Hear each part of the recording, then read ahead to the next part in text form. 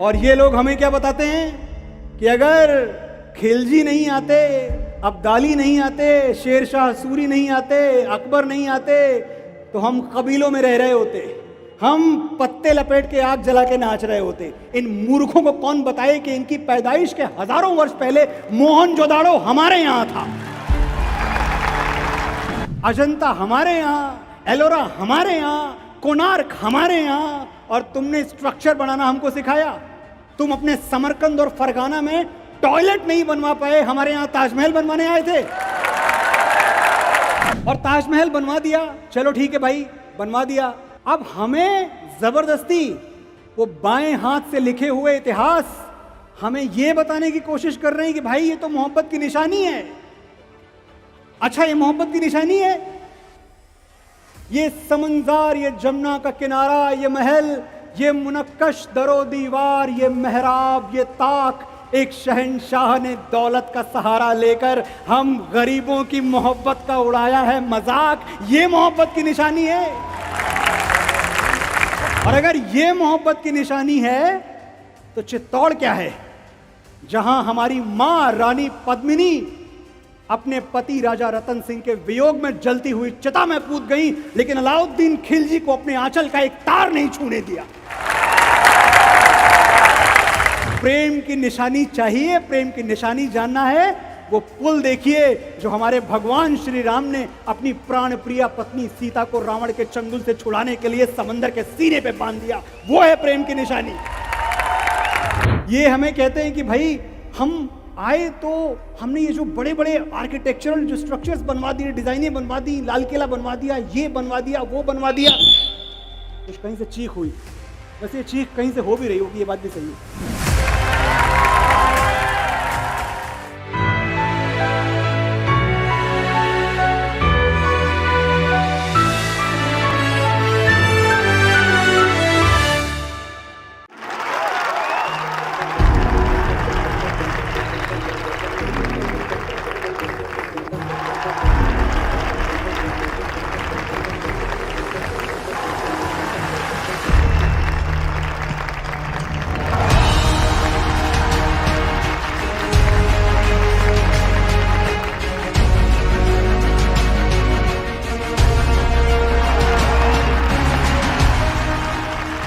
आप सबको मेरा प्रणाम, मेरा अभिवादन। जय श्री महाकाल, जय जय श्री महाकाल। अपने नगर का उत्सव किस धूमधाम और किस गर्व के साथ मनाया जाता है, ये कोई उज्जैन वासियों से सीखे। हमारे उपनिषदों में सुनने की परंपरा है, अहंकार शून्य होके मुझे कितना आता है, मुझे कितना पता है, ये भूल के जो वक्ता है, जो सामने बोल रहा है, मैं उसको सुनूंगा, ये परंपरा उपनिषदों से आती है साथियों। उपनिषद का अर्थ यहां बैठा हर कोई जानता होगा। उप का मतलब होता है समीप, पास, नजदीक, करीब, और निषद का मतलब होता है बैठना, पास बैठकर, करीब बैठकर सुनना। यही तो उपनिषद है, यही हमारी परंपरा है। और आज ये मेरा विश्वास है कि जब मैं यहां बोल रहा हूं बाबा महाकाल की नगरी से, तो पूरा विश्व मुझे सुन रहा है। ऐसे सामने जो लोग हैं वो सुन रहे हैं, लाइव फीड जाएगा, डिजिटली सुनेंगे, पूरी दुनिया सुनेगी। और मैं पूरी दुनिया को अपना परिचय देना चाहता हूं, आपका परिचय देना चाहता हूं। मैं कहना चाहता हूं पूरी दुनिया से कि देखो हमारी ओर, पहचानो हमें, हम वही हैं जो बाण भेद के धरती से धारा निकाल दिया करते थे। एक उंगली पे गोवर्धन उठा लिया करते थे। हम ही थे वो दिलेर जो चक्रव्यूह में वापस लौटने की विद्या सीखे बगैर गए, और वो भी हम ही थे जिनके फेंके हुए पत्थर पानी में तैर गए।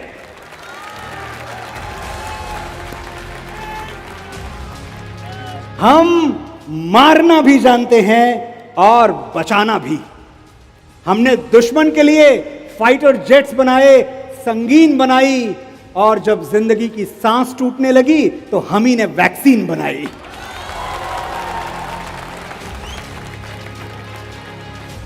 और लिख दिया उस वैक्सीन पर, सर्वे संतु निरामया, यानी ईश्वर बाबा महाकाल सिर्फ हम पर ही नहीं, हर किसी पर, सब पर करें दया। हम जाबाज हैं, जियाले हैं, आंधियों से खेले हैं, बिजलियों के पाले हैं। हम शांति का सवेरा हैं, मानवता के उजाले हैं। पहचानो हमें, हम भारत वाले हैं। कौन है हम? ये हुई ना आवाज, आपका ये आहंग, ये नाद, ये गूंज 7 समंदर पार भी पहुंच रही होगी। जहां कुछ दिनों पहले किसी ने एक कविता पढ़ दी थी। यहां मैं लेखकों की, प्रबुद्ध लोगों की नगरी में बैठा हूं। किसी ने एक कविता पढ़ दी अमेरिका जाके, आई कम फ्रॉम एन इंडिया। बड़ी शर्मनाक कविता, बड़ी शर्मनाक और झूठी तस्वीर खींच दी भारतवर्ष की दुनिया के सामने। आज फिर मेरे पास मौका है, मेरे भाई बहन, मेरे साथी, मेरे बुजुर्ग यहां मौजूद हैं। मैं बताना चाहता हूं कि हम किस भारत से आते हैं। मैं, और जितनी बार मैं कहूंगा मेरा मतलब है मैं और आप, मैं उस भारत से आता हूं जिसके होठों पे गंगा और हाथों में तिरंगा है।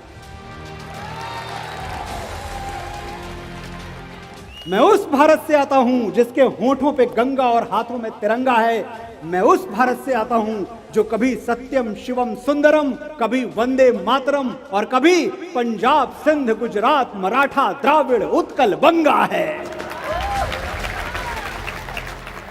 मैं उस भारत से आता हूं जो ठुकराए हुए लोगों की शरणस्थली बन जाता है और 7 समंदर पार परदेशियों को भी सिस्टर्स एंड ब्रदर्स कह के बुलाता है। मैं उस भारत से आता हूं जिसने दुनिया को हितोपदेश दिया, कर्म योग सिखाया, लेकिन खुद कभी अपना पराया नहीं सीख पाया। मेरा भारत वसुधैव कुटुंबकम के सिद्धांत पे जिया। मेरा भारत वो नीलकंठ है जिसने खुद विष पी के दुनिया को अमृत दान किया।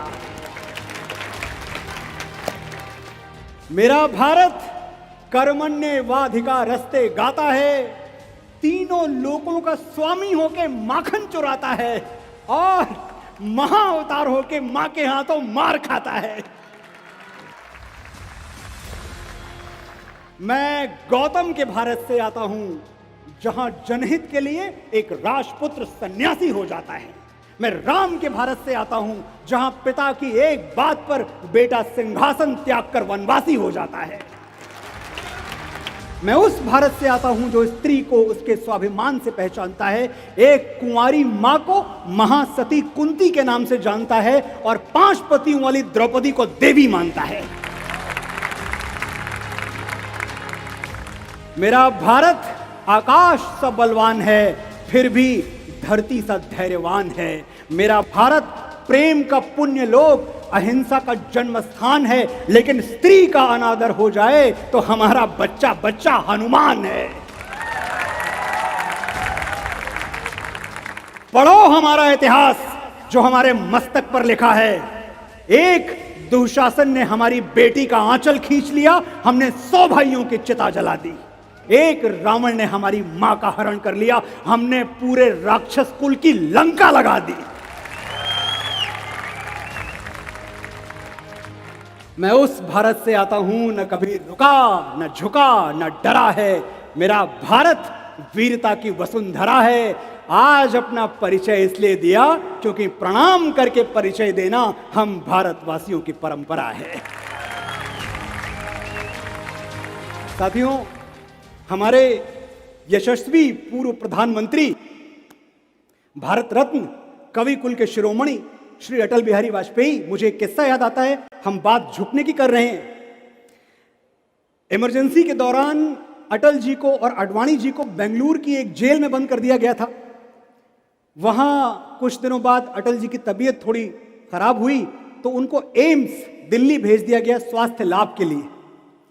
एक दिन अटल जी की कमर में बहुत भीषण दर्द उठना शुरू हुआ। डॉक्टर बुलाए गए, डॉक्टर आए, उन्होंने देखा, बोला अटल जी कोई खास बात नहीं है, मोच आ गई है, लगता है आप झुक गए होंगे। अटल जी भीषण दर्द से करा रहे थे, पर कराते हुए बोले, डॉक्टर साहब ये कहिए मुड़ गए होंगे, झुकना तो हमको आता ही नहीं है।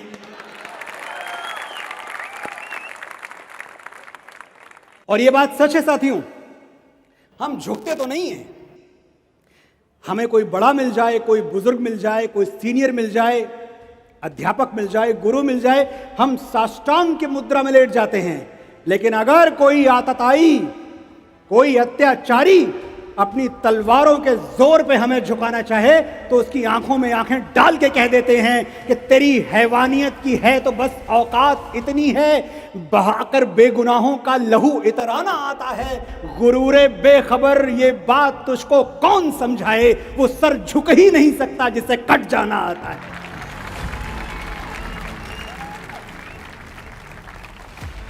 तो ये बिल्कुल सही है कि झुकना तो हमको आता ही नहीं है, ना हमारे अटल जी को आता था, ना उनकी कुल वंश और परंपरा में जन्मे हम जैसे साधारण लोगों को आता है।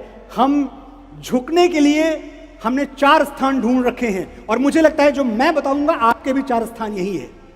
हम परम पिता परमात्मा के आगे झुकते हैं, हम गुरु के आगे झुकते हैं, हम अपनी माता के आगे झुकते हैं और हम अपने पिता के आगे झुकते हैं। इसके अलावा आप कहीं और झुकते हैं?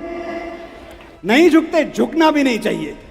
मैं यहाँ देख रहा हूँ मेरे बहुत सारे नौजवान साथी हैं, मेरी माताएं बैठी हैं। मुझे एक बात का हमेशा दुख होता है, अपने लिए भी है, अपनों के लिए भी है, अपने साथियों के लिए भी है, कि हम माँ की इज्जत तो बहुत करते हैं, बहुत श्रद्धा से उसको देखते हैं, उसको देवी बना के चलते हैं, सब कुछ करते हैं। लेकिन एक चीज जो हमारी माँ को सबसे ज्यादा चाहिए, मेरी माँ को, आपकी माँ को, वो उसे कभी नहीं दे पाते, और वो है समय। कितनी देर बैठते हैं अपनी माँ के साथ आप रोज दिन में? मैं जानना चाहता हूं और मैं चाहता हूं उस पर कोई ताली ना बजे। ये आत्म मंथन का प्रश्न है। अगर मैं ये जोत आपके दिल में जला के चला गया तो मैं समझूंगा मेरा जन्म सफल है, मेरा यहां आना धन्य हुआ। हम नहीं बैठते अपनी माँ के पास क्योंकि हम बहुत बिजी हैं, बहुत काम है हमारे पास, बहुत सारा हमने व्यापार फैला रखा है, हमने काम धंधा फैला रखा है, लिखना है, पढ़ना है, बहुत मसरूफ हो तुम, जानता हूं। घर, दफ्तर, कारोबार और सबसे फुर्सत मिली तो दोस्त यार। जिंदगी पहियों पर भागती है, ठहर के ये सोचने का वक्त कहां है कि मां आज भी तुम्हारे इंतजार में जागती है। सुनो, आज 2 घड़ी बैठो उसके साथ, छेड़ो कोई पुराना किस्सा, पूछो कैसे हुई थी बाबूजी से पहली मुलाकात, दोहराओ उसके गुजरे जमाने, बजाओ मोहम्मद रफी के गाने। जो करना है आज करो, कल सूरज सर पे पिघलेगा तो याद करोगे कि मां से घना कोई दरख्त नहीं था। इस पछतावे के साथ कैसे जियोगे कि वो तुमसे बात करना चाहती थी और तुम्हारे पास वक्त नहीं था।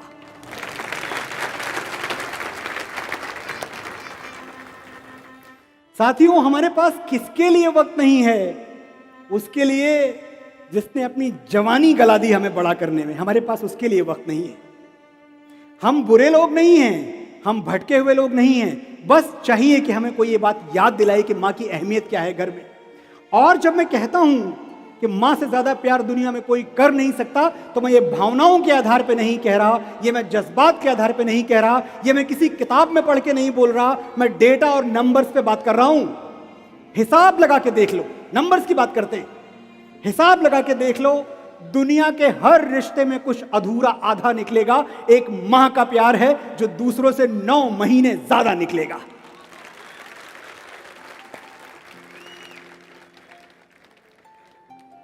और वही मां अक्सर हमें नजर नहीं आती, और उसका भी एक रीजन है। जो हर वक्त आसपास रहता है वो अक्सर नजर नहीं आता। मां के साथ यही होता है, पता नहीं कब घर के किसी कोने में खो जाती है, वो इतना दिखती है कि दिखना बंद हो जाती है। तुमने आखिरी बार उसे आंख भर के कब देखा था? कब उसकी साड़ी या सूट की तारीफ की? कब उसकी चूड़ियों का रंग नोटिस किया? कब उसकी नेल पॉलिश पर अपनी राय दी? आखिरी बार कब कहा था, मां जच रही हो, बहुत सुंदर लग रही हो? तुम क्या सोचते हो, उसे सिर्फ तुम्हारा कमरा सजाना और तुम्हारा स्वेटर बुनना अच्छा लगता है? मां भी कभी लड़की थी दोस्त, और दुनिया की हर लड़की की तरह उसे भी तारीफ सुनना अच्छा लगता है। अभी देर नहीं हुई है, जाओ और तुम्हारी मां से खूबसूरत दुनिया की कोई लड़की हो नहीं सकती, ये सच उसे आज और अभी बताओ।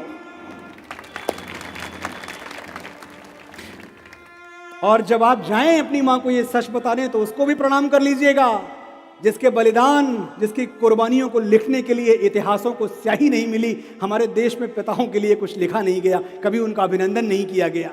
यही उज्जैन, हमारे महनीय कवि श्री ओम व्यास जी यहां हुआ करते थे। मुझे याद है एक बार मैं टेलीविजन पे उनको सुन रहा था और उन्होंने एक बात कही जिसने मुझे महीनों तक रुलाया है। ओम व्यास जी ने कहा कि जब पिता होता है, जब पिता का साया सर पे होता है, तो लगता है ये बाजार के जितने खिलौने हैं ना, ये सब हमारे हैं, जब चाहेंगे जहां से चाहेंगे खरीद लेंगे। पिता की जेब में मुद्रा कितनी है, पैसा कितना है, फर्क नहीं पड़ता। हर बाप अपने बेटे का हीरो होता है, लेकिन क्या हमने अपने हीरो को सेलिब्रेट किया? मैं एक निजी अनुभव बताता हूं। मैं डरता नहीं। मेरे पिताजी की उम्र 84 वर्ष है, 84 वर्ष है, जपल हो चुके हैं, वृद्ध हो चुके हैं।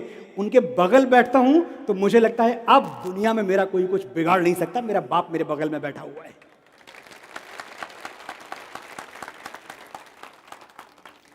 मैं डरता नहीं, किसी मुश्किल, किसी आफत, किसी परेशानी से नहीं डरता।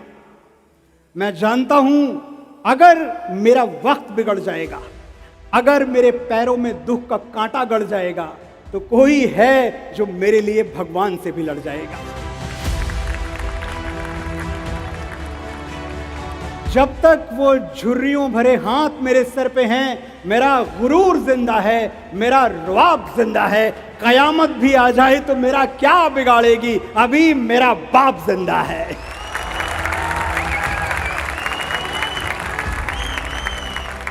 ये पहला स्टेट है जिसने महाराज विक्रमादित्य की कथाओं को टेक्स्ट बुक में पढ़ाना आरंभ किया।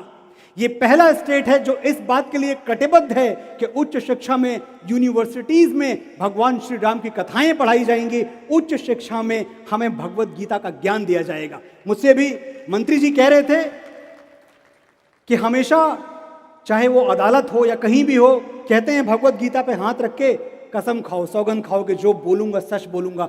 अगर आपने भगवत गीता पढ़ी ही नहीं है, आपको पता ही नहीं इसके अंदर क्या लिखा हुआ है, तो कौन सी सौगंध और कौन सी कसम खा रहे हैं आप? जरूरी है आपका इतिहास पढ़ना, जरूरी है अपने सही नायक चुनना और उनको पहचानना, क्योंकि हमें गलत नायक देने की कोशिश तो सदियों से होती आ रही है। आप सब जानते हैं, ऐसा कुछ नहीं कि मैं बताऊंगा तब आप जानेंगे। यही जहां मैं इस वक्त खड़ा हूं, 800 साल पहले इल्तुतमिश नाम के एक डकैत ने, जो खुद को बादशाह कहता था, हमारे महाकाल का मंदिर तोड़ दिया था। आप जानते हैं, कोई नई बात नहीं बता रहा हूं मैं आपको। एक लोहे का स्तंभ हुआ करता था यहां, मैंने सुना है, और मैंने कुतुब मीनार के बगल में वो स्तंभ देखा भी है। महाराजा आदि विक्रमादित्य का बनवाया हुआ लोहे का स्तंभ, अल्लाह अकबर बोल के सब लूट ले गए और वो स्तंभ ले जाके कुतुब मीनार के बगल में गाड़ दिया। 800 साल हो चुके हैं। उस स्तंभ ने सर्दी देखी, बारिश देखी, गर्मी देखी, धूप देखी, 1 इंच पर भी जंग नहीं आया। खुले आसमान के तले वो स्तंभ गड़ा हुआ है। इल्तुतमिश की 7 पीढ़ियां, 7 पुश्तें सर पटक के मर गई। वो ये नहीं समझ पाए कि महाराज विक्रमादित्य ने लोहा कौन सा गलवाया था।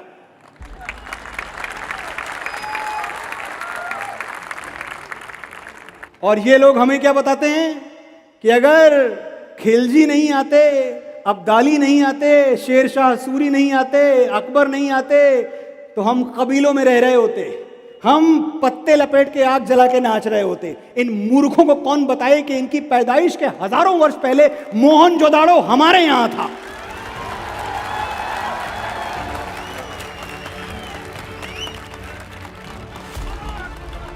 दुनिया की पहली फंक्शनल सिटी जिसमें बाकायदा ड्रेनेज सिस्टम था, जिसमें एग्रीकल्चर था। आज आप एक विकसित जगह पे, एक विकसित शहर में, नगर में जो व्यवस्थाएं देखते हैं, वो सब व्यवस्थाएं 5000 साल पहले हमारे यहां मोहनजोदाड़ो में हुआ करती थी। और ये हमें बताते हैं कि हमने तुम्हें शिल्प दिया, हम ना आते तो तुमको पोइट्री नहीं आती, तुमको कविता नहीं आती। कालिदास हमारे यहां हुए हैं, कविता हमने इनसे सीखी है, बताइए। ये हमें कहते हैं कि भाई हम आए तो हमने ये जो बड़े बड़े आर्किटेक्चरल जो स्ट्रक्चर्स बनवा दिए, डिजाइनें बनवा दी, लाल किला बनवा दिया, ये बनवा दिया, वो बनवा दिया, कुछ कहीं से चीख हुई। वैसे ये चीख कहीं से हो भी रही होगी, ये बात भी सही है।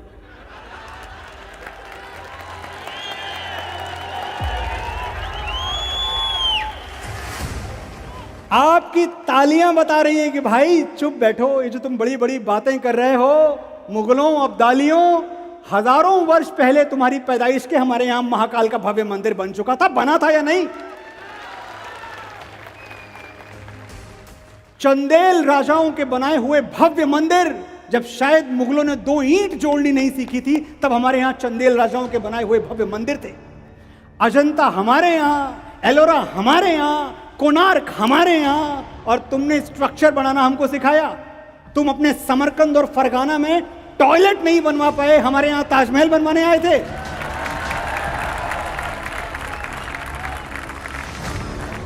और ये बात सच कह रहा हूं मैं, प्रैक्टिकली रिसर्च के आधार पर बता रहा हूं। जब हमारे यहां इतने भव्य आकृतियां, इतने भव्य मंदिर बने हुए थे, ये बाहर खुले में शौच करते थे। समरकंद और फरगाना की कहानी है ये। और बात निकली है, निकल पड़ी है तो बात दूर तक जाएगी। ताजमहल की बात निकल पड़ी है। 17वीं शताब्दी में जब शाहजहां ताजमहल बनवा रहे थे, पता नहीं आप में से कितनों को पता है या नहीं पता है, ये वो पीरियड था, ये वो दौर था जब इसी हमारे आपके भारत देश में 35 लाख लोग भूखमरी का शिकार होकर दम तोड़ चुके थे, भूख से मर चुके थे। ऐसे आलम में एक राजा, एक बादशाह क्या करता है, उस जमाने के 9 करोड़ रुपए एक मकबरे पे खर्च कर देता है, जिससे पूरे देश की गरीबी मिट सकती थी।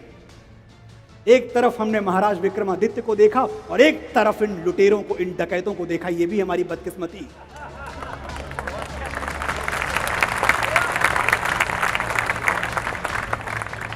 और ताजमहल बनवा दिया, चलो ठीक है भाई, बनवा दिया। अब हमें जबरदस्ती वो बाएं हाथ से लिखे हुए इतिहास हमें यह बताने की कोशिश कर रहे हैं कि भाई ये तो मोहब्बत की निशानी है। अच्छा, ये मोहब्बत की निशानी है? ये समंदर, ये जमुना का किनारा, ये महल, ये मुनक्कश दरो दीवार, ये मेहराब, ये ताक, एक शहंशाह ने दौलत का सहारा लेकर हम गरीबों की मोहब्बत का उड़ाया है मजाक, ये मोहब्बत की निशानी है।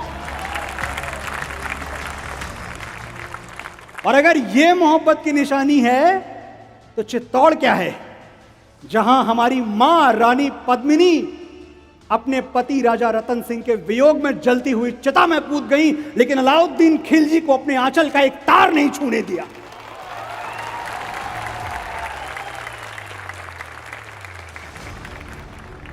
प्रेम की निशानी चाहिए, प्रेम की निशानी जानना है, वो पुल देखिए जो हमारे भगवान श्री राम ने अपनी प्राण प्रिया पत्नी सीता को रावण के चंगुल से छुड़ाने के लिए समंदर के सीने पे बांध दिया, वो है प्रेम की निशानी। हमें आप दिखाते हैं जोधा अकबर, हमें आप दिखाते हैं सलीम अनारकली। अरे छोड़िए मोहब्बत की झूठी कहानी पे रोना, बहुत सारी सच्ची कहानियां हैं हमारे पास। इस भरम को तोड़ने का समय आ गया है। आपके नायक, आपके नितांत निजी नायक आपके अपने पास हैं। आपको मांगे तांगे का नायक नहीं चाहिए, आपको उधार के हीरोज नहीं चाहिए, आपको उधार की कहानियां नहीं चाहिए और झूठी कहानियां आपको नहीं चाहिए। प्रेम सीखना है, सीखिए भगवान राम से। दुनिया के सबसे बड़े असुर से, जिसने ग्रहों नक्षत्रों को कैद कर रखा था, उससे जाके भिड़ गए अपनी पत्नी को छुड़ाने के लिए भालुओं बंदरों की सेना लेके। क्या था उनके पास? इसे कहते हैं प्रेम। ये हुई मर्दानगी।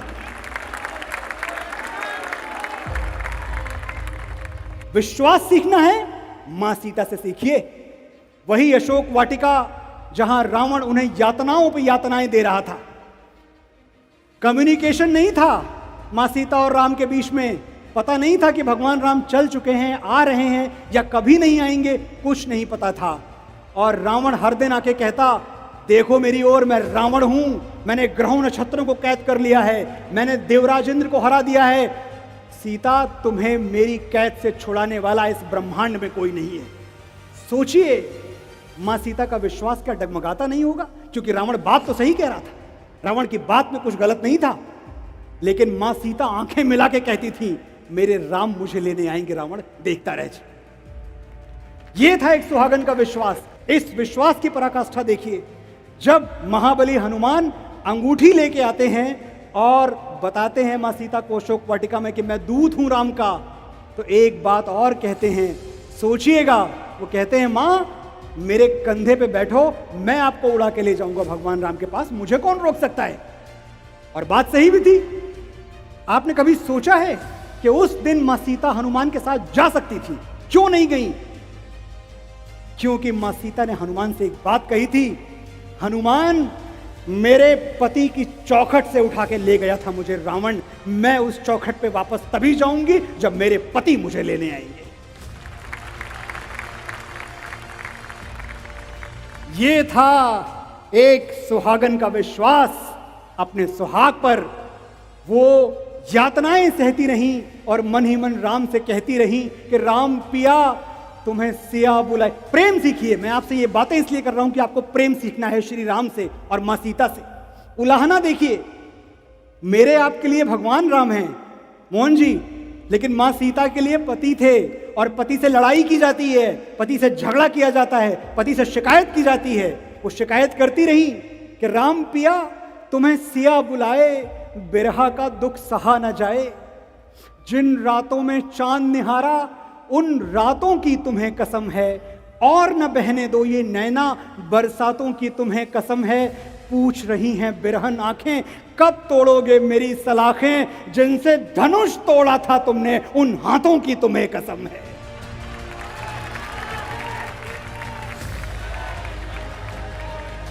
आए गए कितने ही सावन सांवरिया बस तुम ही ना आए, राम पिया तुम्हें सिया बुलाए, बिरहा का दुख सहा न जाए।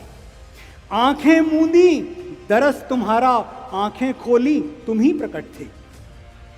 आंखें मूंदी दरस तुम्हारा, आंखें खोली तुम ही प्रकट थे। धागे भर की दूरी नहीं थी, हम दोनों तो इतने निकट थे। मेरी सूरत देखे बिना जो पल दो पल भी तुमको बीते, व्याकुल होके तुम कहते थे सीते सीते कहाँ हो सीते। कैसे दिलासा दूं मैं मन को, कौन सी भाषा में समझाऊं। लक्ष्मण रेखा लांग गई थी, विधि की रेखा लांग न पाऊं। मेरे तुम्हारे बीच में रघुबर इतने पर्वत कहाँ से आए। राम पिया तुम्हें सिया बुलाए, बिरहा का दुख सहा न जाए। मुझे ये बताना भी जरूरी है कि जो भगवान राम का प्रेम था वो पराक्रम भरा हुआ प्रेम था। भगवान राम से हमें प्रेम भी सीखना है और पराक्रम भी सीखना है। एक बात बताएं, दूर तक बैठे हुए अपने भाइयों बहनों से पूछ रहा हूं मैं, जी कुछ कह रहे हैं? बड़ी फरमाइश, ये बात तो खत्म कर दूं मैं यार। अब देखिए कहीं और चले गए ये लोग। बताएं, अब ये हमारे नौजवान साथी हैं, ये कह रहे हैं कुछ हमारी बात भी करो भाई। ये मुझे वापस ले जाना चाहते हैं उस जमाने में जब मेरा पहला हार्ट ब्रेक हुआ था।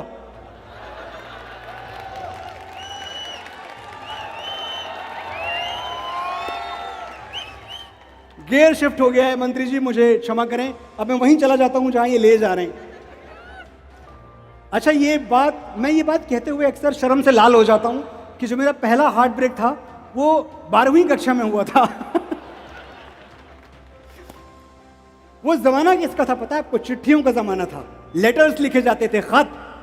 और खत कैसे लिखे जाते थे? कई मेरे नौजवान साथी हैं जिनको पता नहीं होगा, लेकिन मेरे जमाने के लोग भी यहाँ हैं जिनको पता है कि हर फैसला होता नहीं सिक्का उछाल के। ये दिल का मामला है जरा देखभाल के। मोबाइलों के दौर के आशिक को क्या पता रखते थे कैसे खत पे कलेजा निकाल के।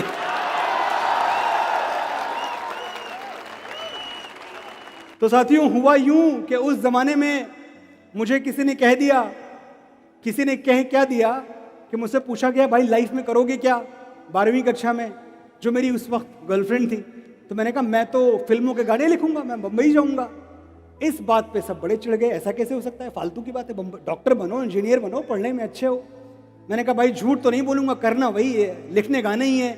मैं तुम्हें स्वीकार हूं तो हूं, नहीं हूं तो कोई बात नहीं। फिर मुझसे चिट्ठियां मांगी गई कि जो मैंने तुम्हें चिट्ठियां लिखी हैं वो सब लौटा दो। और उस वक्त पहली बार मेरे अंदर का शायर, मेरे अंदर का कवि, मेरे अंदर का प्रेमी, मेरे अंदर का बागी जागा। मुझे क्रोध आया इस बात पे कि मैंने तो तुम पे अपनी जवानी के पता नहीं कितने दिन इन्वेस्ट कर दिए, और तुम्हारा इन्वेस्टमेंट मेरे अंदर क्या है, सिर्फ चिट्ठियां, वही लौटा दूं, काम खत्म। और फिर मैंने उस नज्म की बात जो ये कर रहे हैं कि आंखों की चमक, सारे जितने नौजवान साथी हैं मेरे, आपको इसमें अपनी बात नजर आएगी। मैं चाहता हूं कि आप सुने और अपने आप को ढूंढें जो मैं कह रहा हूं इसमें, कि आंखों की चमक, जीने की लहक, सांसों की रवानी वापस दे, मैं तेरे खत लौटा दूंगा, तू मेरी जवानी वापस दे।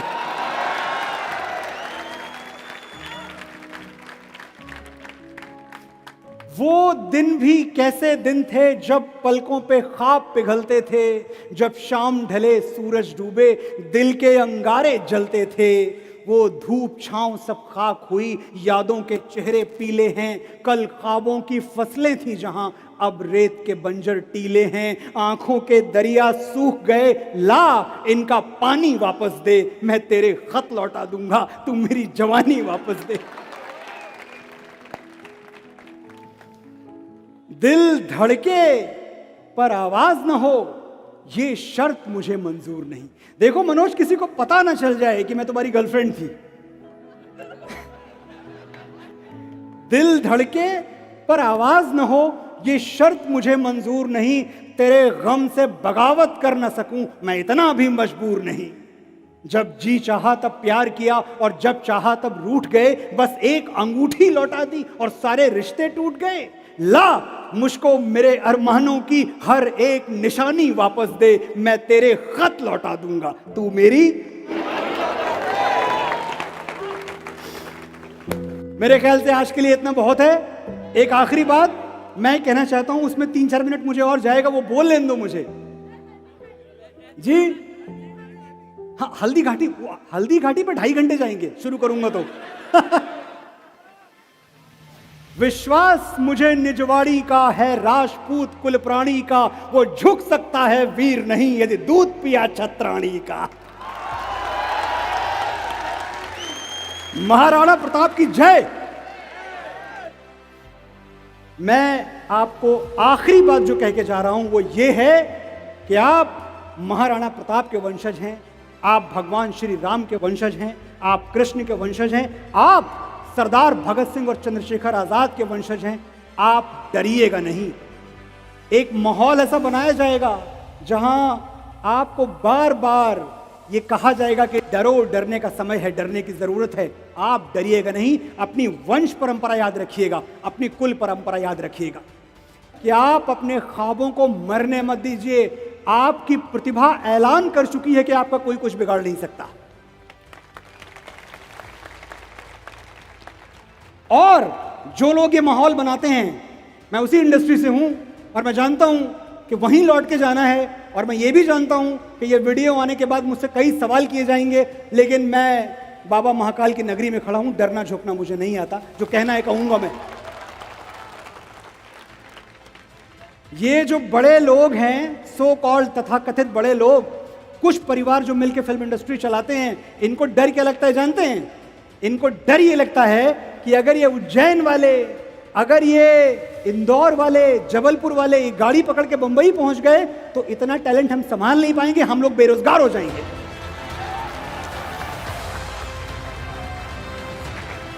आपकी तरफ से आज मैं एक ऐलान नेपोटिज्म के तमाम आकाओं को सुनाना चाहता हूं कि सुनो, बड़ के शहर और बड़ के नाम वालों, अपने बड़प्पन का झुंझुना कहीं और जाके बजाओ, हमारे तेवर से टकरा गया तो टूट जाएगा। हम बकैती पे आ गए ना बाबू, तो नेपोटिज्म का पसीना छूट जाएगा। हम जानते हैं तुम पावर में हो, तुम्हारे खरीदे हुए जौहरी हमको हीरा नहीं पत्थर कहेंगे, हम फिर भी चमक के रहेंगे। तुमने मसनद पे जो मुंसिफ बिठाए हैं वो हमको अदाकार नहीं मानेंगे, कलाकार नहीं मानेंगे, फनकार नहीं मानेंगे, हम फिर भी हार नहीं मानेंगे।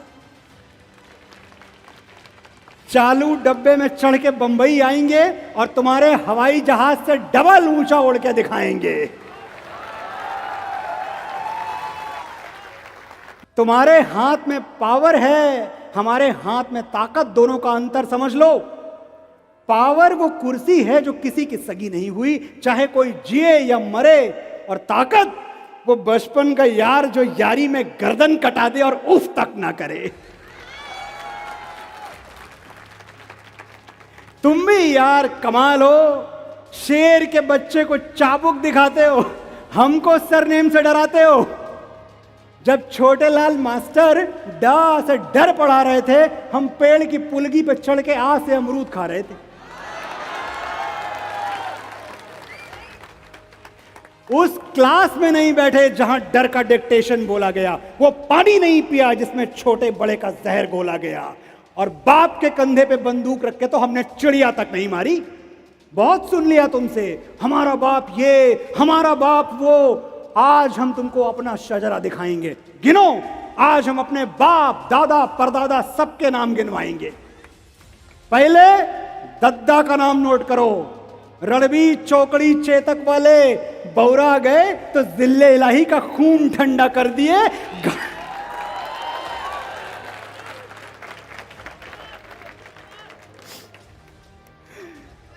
आ रहा हूं, पहले दद्दा का नाम नोट करो। रणबीर चौकड़ी चेतक वाले बौरा गए तो जिल्ले इलाही का खून ठंडा कर दिए। घास की रोटी खा के मुगलिया सल्तनत को डंडा कर दिए।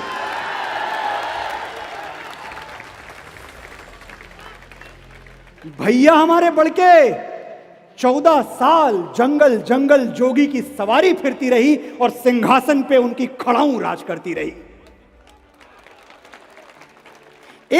एक कक्कू भी थे हमारे, फूटी आंख से करतब दिखा दिए थे, शब्द भेदी मार के गौरी को गुल्लैया बना दिए थे।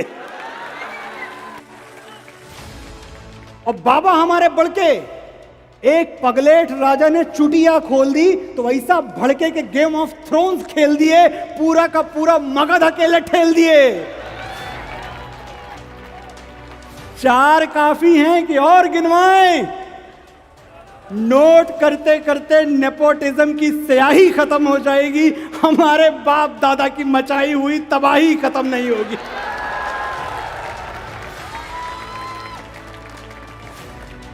तो बॉटम लाइन बोल दे रहे हैं, नोट कर लो। तुम अपनी खोपड़ी के पीछे वो चमकने वाला गोला लगवा लो, हम फिर भी तुमको अवतार नहीं मानेंगे। तुम्हारे नाम का कलमा नहीं पढ़ेंगे, तुमको परवरदिगार नहीं मानेंगे। तुम वंशवाद की जमीन खोद के हमें गाड़ दोगे, हम बगावत का बीज बन के फूटेंगे, पर तुमसे हार नहीं मानेंगे।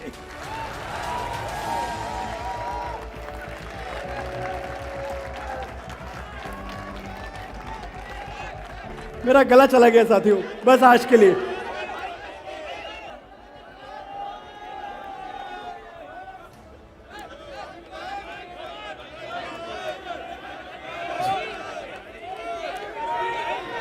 बहुत बहुत उपकार आपका, आप क्षमा कर दें। मुझे लगता है आप सबकी फरमाइशों का एक गोला बना के मैं इस नतीजे पे पहुंचा हूं कि तेरी मिट्टी आपको सुना के, मैं गाऊंगा नहीं, मैं बीपराग नहीं हूं, मनोज मुंतशिर हूं, लिखता हूं मैं, लेकिन मैं आपको पढ़ के सुना देता हूं। मुझे लगता है कि वो बात भी दूर तक पहुंचती है, क्योंकि बलिदान हमारी परंपरा है, हम भगत सिंह के वंशज हैं। और मैं एक बात हमेशा कहता हूं कि जब हम कहते हैं ना, भगत सिंह का नाम लेते हैं, तो बहुत सारे मेरे नौजवान साथियों को लगता होगा कि यार भगत सिंह ने दे दी कुर्बानी, दे दी शहादत, बड़े आदमी थे, हमसे थोड़ी हो पाएगा। कभी पढ़िएगा, एक चरित्र है हमारा, मैं आपको नायक देता हूं नए नए रोज। भगत सिंह को एक नायक के तौर पे पढ़िएगा, आपको पता चलेगा कि 20-25 साल की उम्र में भगत सिंह वैसे ही थे जैसे 20-25 साल में आप थे, कोई अंतर नहीं था। वो भी दोस्तों के साथ ठहाके लगाते थे, महफिलों में बैठते थे, शेर व शायरी करते थे, कविताएं सुनते थे, कविताएं गाते थे। और भगत सिंह के सीने में धड़कता हुआ एक दिल भी था। जब कोई दर्द भरा नगमा सुनते थे, उनके साथी बताते हैं, तो भगत सिंह रोने लगते थे। गली के मोड़ पे लड़कों के एक जमघट में ये किसने दर्द भरी लय में माहिया गाया, मुझे किसी से मोहब्बत नहीं, मगर ए दोस्त ये क्या हुआ कि दिले बेकरार भर आया। ये थे भगत सिंह जो दूसरों के गीत सुन के रोते थे। मैं भगत सिंह पे क्यों आया हूं? क्योंकि मुझे तेरी मिट्टी तक पहुंचना है। भगत सिंह जब 16-17 साल के हुए तो उनकी माता पिता दोनों उनके ऊपर दबाव डालने लगे कि भगत शादी कर लो। भगत ने अपनी मां से कहा, मां अगर मैं गुलाम भारत में शादी करूंगा तो मेरी दुल्हन सिर्फ मौत होगी, किसी और से मैं शादी नहीं कर सकता।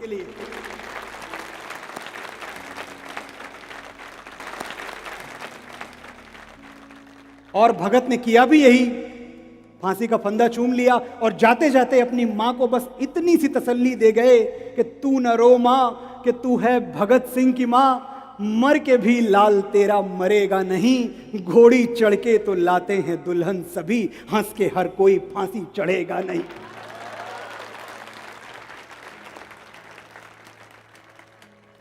ये जो बलिदानों की परंपरा है हमारे यहाँ, जो हमारे सिपाही हैं, हमारे जो सोल्जर्स हैं, हमारे जो फौजी हैं, जिनके मन में बस एक बात चलती रहती है कि ओ देश मेरे तेरी शान पे सदके कोई धन है क्या तेरी धूल से बढ़ के। ओ देश मेरे तेरी शान पे सदके कोई धन है क्या तेरी धूल से बढ़ के, तेरी धूप से रोशन तेरी हवा पे जिंदा, तू बाग है मेरा मैं तेरा परिंदा।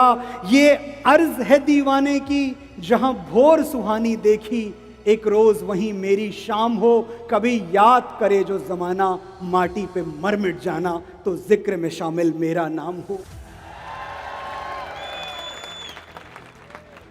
साथियों, जब मैंने इस फिल्म का ये गीत केसरी का जब मुझे लिखने के लिए बुलाया गया और मैंने वो पूरा मंजर देखा, कैसे हमारे 21 जांबाज सिख सिपाही शहीद हो चुके थे, बलिदान हो चुके थे, तो मैं बस एक बात सोचने लगा कि आखिर भारत माँ का एक सिपाही आखिरी वक्तों में सोचता क्या है।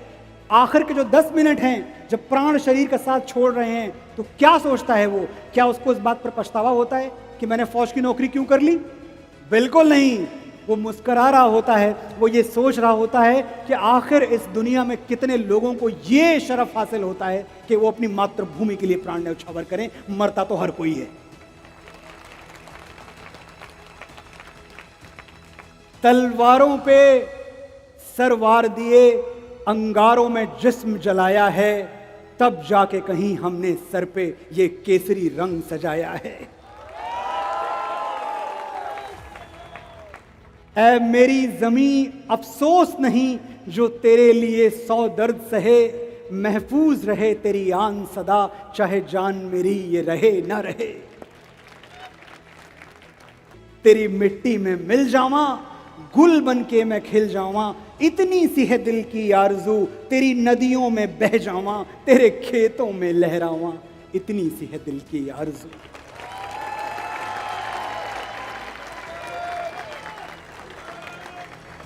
प्रणाम।